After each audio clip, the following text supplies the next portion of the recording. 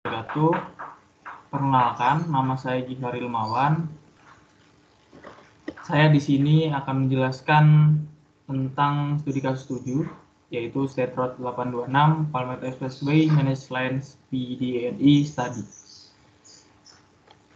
Pertama saya akan menjelaskan mengenai nama proyek, jenis proyek yang dilakukan studi ini, yaitu nama proyeknya Palmetto Expressway, panjang proyek mencapai 6 mil, waktu studi VE di antara 14 sampai 18 Mei 2012. Latar belakangnya yaitu jalur SR826 adalah satu jalur yang paling sering dipakai sepanjang koridor Miami-Dade.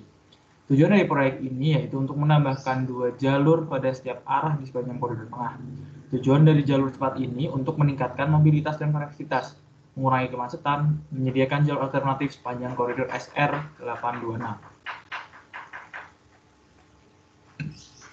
Lokasinya yaitu ada di sepanjang tanda garis yang berwarna ungu ini, yaitu ada di North atau South SR826 PDNI. Tujuan dari VE yang pertama yaitu meningkatkan capital cost, yang kedua constructability, yang ketiga kemudahan perawatan lalu lintas, yang keempat meningkatkan fungsi dasar yang dibutuhkan untuk pelaksanaan proyek, yang kelima memberikan ringkasan kondisi executing, dan yang terakhir mendokumentasikan tujuan dan kebutuhan proyek serta mendokumentasikan data teknis, lingkungan, sosial, dan lainnya yang terkait dengan konsep desain awal. Dalam studi value engineering kali ini, yaitu tim mempertimbangkan beberapa hal, yaitu tidak ada hak jalan tambahan. Yang kedua, bersinggungan dengan sumber gas alam. Yang ketiga yaitu koneksi di setiap ujung. Yang keempat, tidak ada peningkatan kapasitas pada persimpangan. Yang kelima, jalan layang NW 103 Road Street. Yang 6, jalan layang NW 25 TH Street. Yang 7 yaitu jadwal yang padat. Dari situ tim mendapatkan juga estimasi biaya dari beberapa pekerjaan. Jadi total proyek ini yaitu ada di angka 291.947.433 juta dolar Amerika. Dari hasil studi VE ini yang pertama yaitu tim ini menghasilkan 31 ide dan 9 ditentukan untuk menjadi saran desain selama fase ide kreatif dari rencana kerja VE. Dari 31 ide ini diusulkan, lalu dipertimbangkan, dan akhirnya menghasilkan 6 ide sebagai rekomendasi untuk dimintakan oleh para desainer. 6 rekomendasi ini yaitu rekomendasi nomor 6, nomor 13, nomor 16, 19, 22, 23, di mana hanya ada 2 rekomendasi yang disetujui, yaitu ada di rekomendasi 16 dan 22. Selanjutnya kita nanti akan membahas lebih detail apa itu rekomendasi 6, 13, 16, 19, 22, dan 23. Selanjutnya rekomendasi yang dikembangkan oleh tim studi VE akan secara langsung mengaruhi desain proyek yang ada. Alternatif yang direkomendasikan telah dipresentasikan kepada FDOT dan tidak ada kesalahan fatal dengan rekomendasi yang ditunjukkan pada presentasi. Dapat dipahami bahwa analisis lebih lanjut dari rekomendasi ini mungkin diperlukan untuk membuat keputusan akhir untuk menerimanya. FDOT akan menentukan penerimaan setiap rekomendasi. Setiap rekomendasi dapat diimplementasikan secara individu atau sebagian. Dan metodologi penelitian yang digunakan itu pertama persiapan prastudi. Pada persiapan prastudi terdiri dari penjadwalan peserta studi dan tugas, ulasan dokumen, pengumpulan informasi latar belakang, yang hal-hal yang informasi yang dibutuhkan tentang proyek. Dan selanjutnya yaitu menyusun data proyek menjadi model biaya. Yang kedua yaitu tahap studi workshop VE. Terdiri dari beberapa fase, yaitu fase pengumpulan informasi, tahap identifikasi fungsi dan analisis biaya, fase kreatif, tahap evaluasi, fase pengembangan, dan yang terakhir fase presentasi dan laporan. Dan tahap yang terakhir yaitu pasca studi VE, yaitu memastikan laporan pada setiap tahap kepada owner dan membuat laporan akhir. Untuk peserta workshop dan tim dari informasi proyek ini yaitu dilibatkan dari beberapa orang dengan nama-nama berikut dan perannya masing-masing, dan ada affiliation dari berbagai macam juga. Total ada 8 orang dalam tim ini. Tujuan dari diadakannya rapat adalah untuk mempercepat kinerja tim VE berkaitan dengan lingkup proyek secara keseluruhan. Tujuan dari workshop untuk meninjau kembali dan menjelaskan agenda pengembangan value engineering. Dan berikut adalah data ekonomi, pemodelan biaya, dan estimasi. Jadi di studi value kali ini diadakan di tahun 2012, ketika 2012 itu akan planning life, yaitu 30 tahun dimulai sejak 2015. Diskon rate rate-nya yaitu 5% dan inflasi atau inflasi sebesar 3%. Ini adalah analisis fungsi dan diagram fasenya. Di sini tim sudah membuat beberapa rancangan diagram fas dengan metode how and why, di mana high gear ordernya itu improve flows, design outlines, dan selanjutnya sedangkan di low ordernya yaitu determine needs.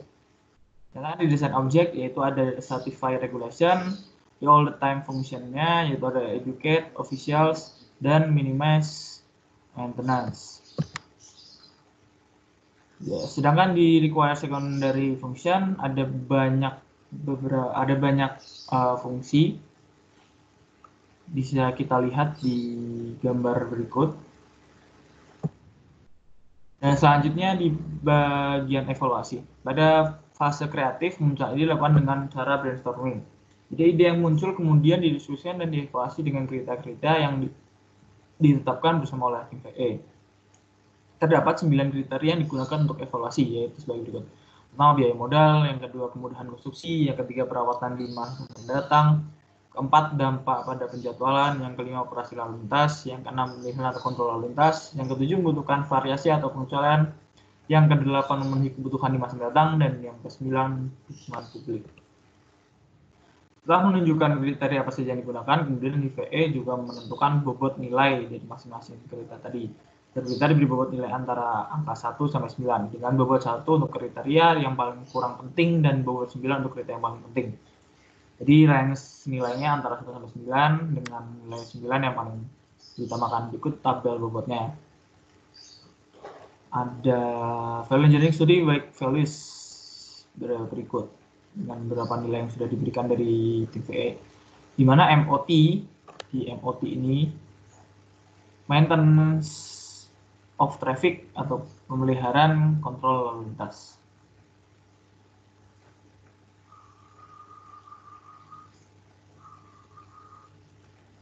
MOT.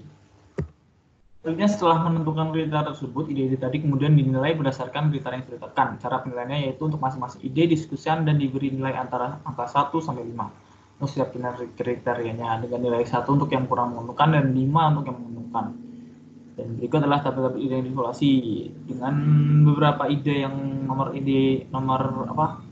rekomendasi yang sudah dirancang itu dinilai dengan pertama tadi kita melihat bagaimana dengan angka range 1 sampai 9 dengan nilai 9 yang paling tinggi, lalu dinilai kembali diberi angka nilai 1 sampai 5, di mana angka 5 yaitu untuk menguntungkan dan nilai 1 yang tidak menguntungkan.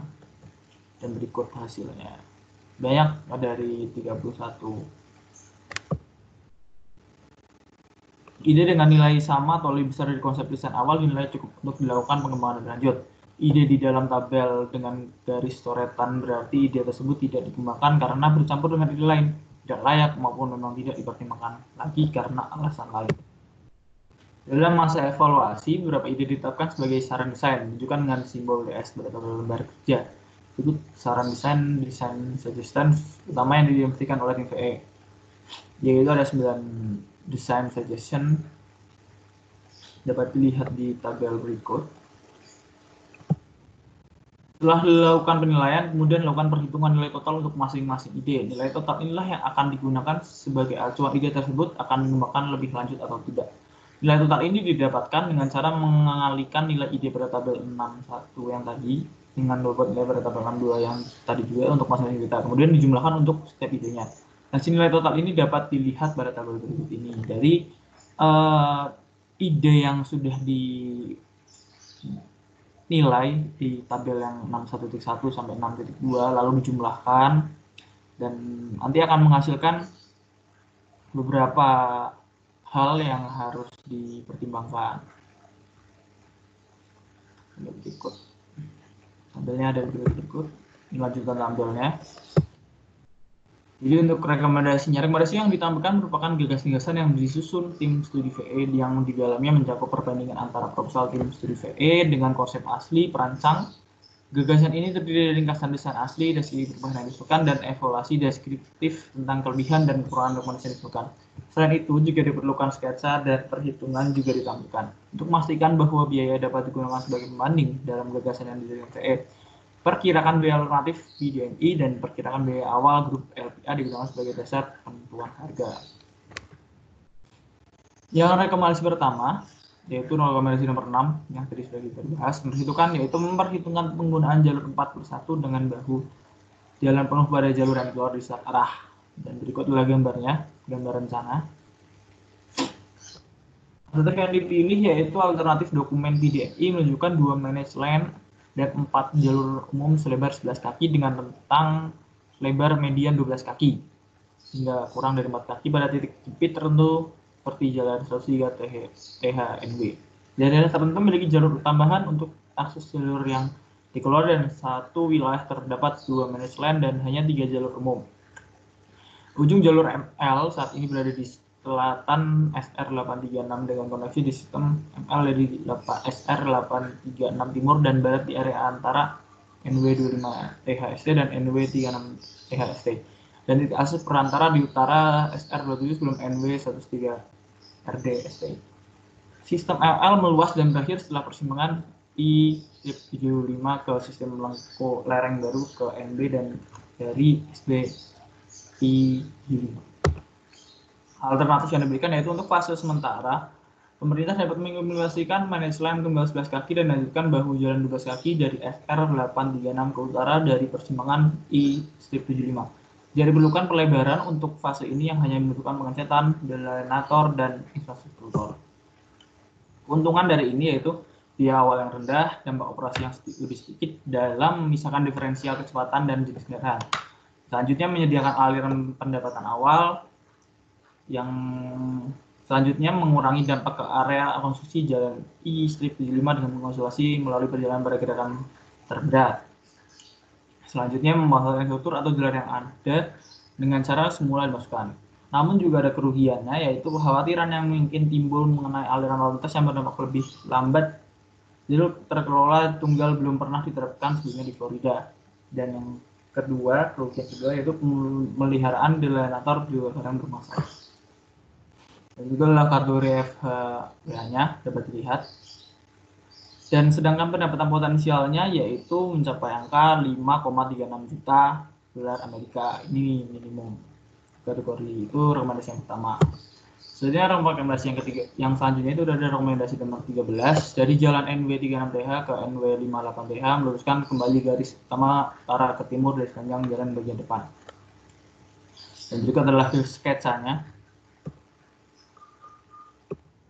Alternatif yang dipilih yaitu dokumen PDNI menunjukkan pelebaran kecil SR826 baik dalam arah NB dan SB dari NW36TH ST ke NW58TH ST karena kendala right of way di kedua sisi. Kendala R strip W akan mengurangi jarak yang tersedia untuk memperluas jalan untuk mendapatkan bahu jalan sebanyak 10 hingga 12 kaki sepanjang manage line. Alternatif ini menunjukkan bahu jalan 6 kaki di arah SB dan bahu jalan 8 kaki di arah NB. Di dekat pintu keluar NB ke jalan NB58TH adanya bangunan akan mengurangi lebar bahu jalan yang ideal. Dan alternatif yang diberikan yaitu jika pemerintah tidak menentukan R atau W di sepanjang sisi timur NB SR826, maka peralatan center line dapat digeser sekitar 6 kaki ke timur untuk mendapatkan bahu jalan sepanjang 12 kaki ke arah SB.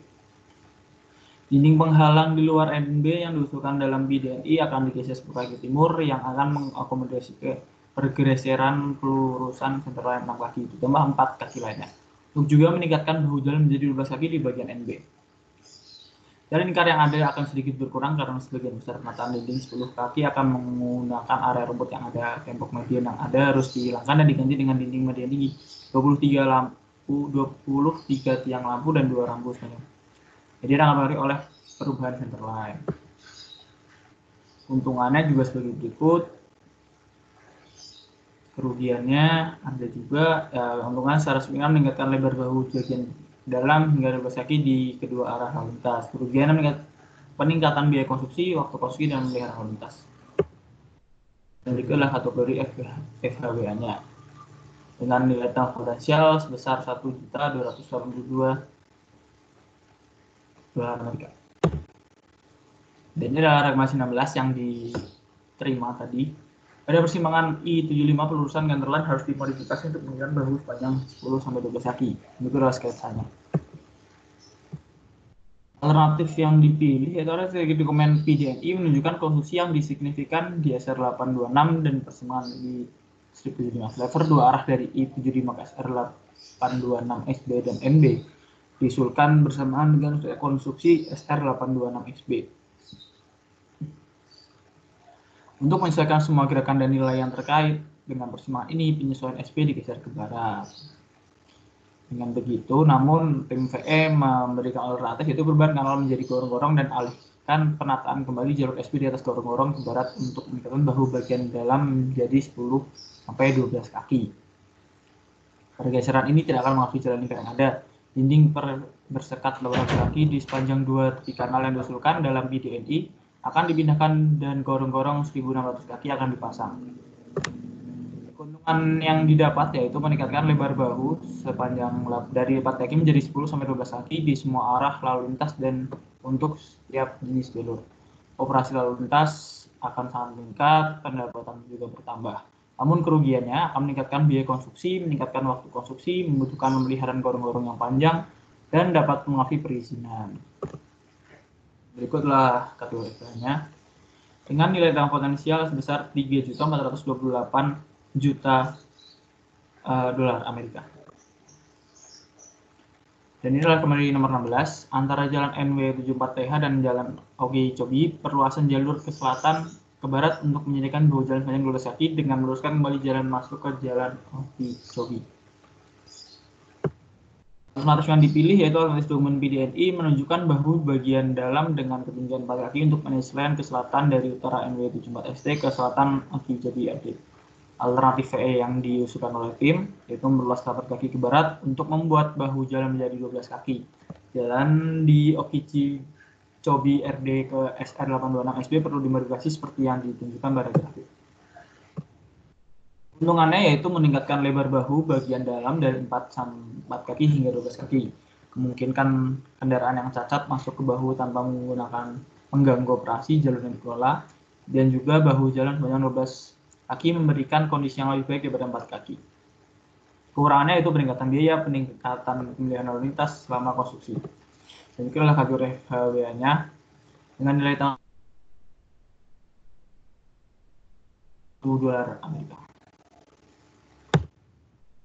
Nomor 22, selanjutnya saran rekomendasi nomor 22, pada seksi 5 buat crown dan sweeping sepanjang 11 kaki untuk menghindari dampak pengerjaan ulang, juga perpanjangan jalur ke utara ke 5 lebih jauh ke selatan.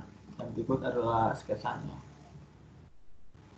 Alternatif yang dipilih yaitu batas proyek ini menunjukkan tumpang tindih dengan proyek konstruksi yang sedang berlangsung VIN sekian dan SR8 seksi 5. Tumpang tindih antara NW7TH Street dan NW25TH Street pada SR826 berarti ini saat ini sedang menegosiasi dengan tim joint venture untuk merevisi ruang lingkup pekerjaan bersama SR826 untuk modifikasi trotoar dan drainase untuk proyek lain yang akan datang.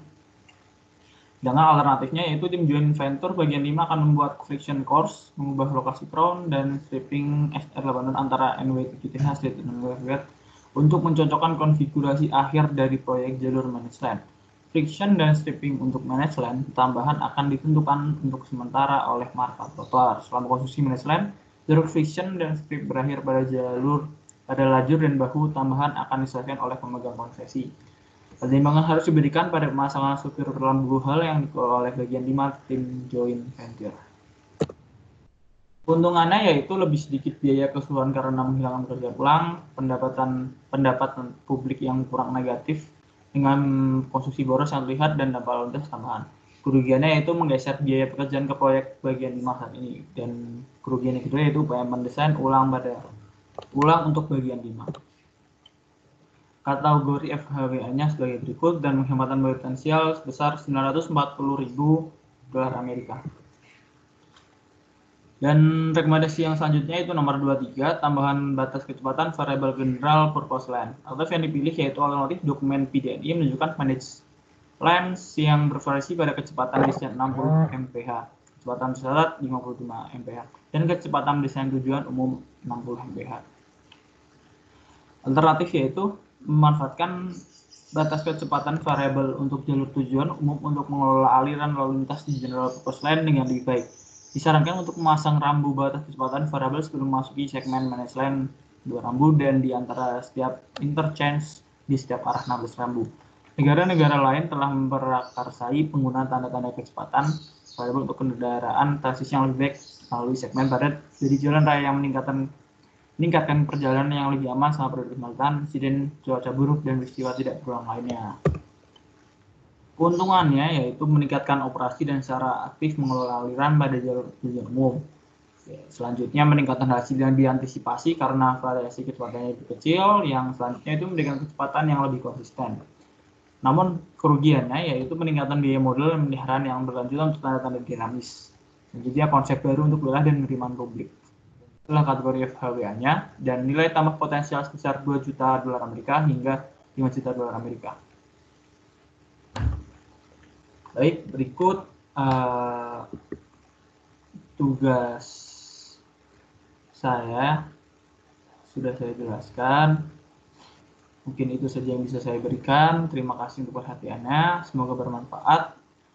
Wassalamualaikum warahmatullahi wabarakatuh. Terima kasih.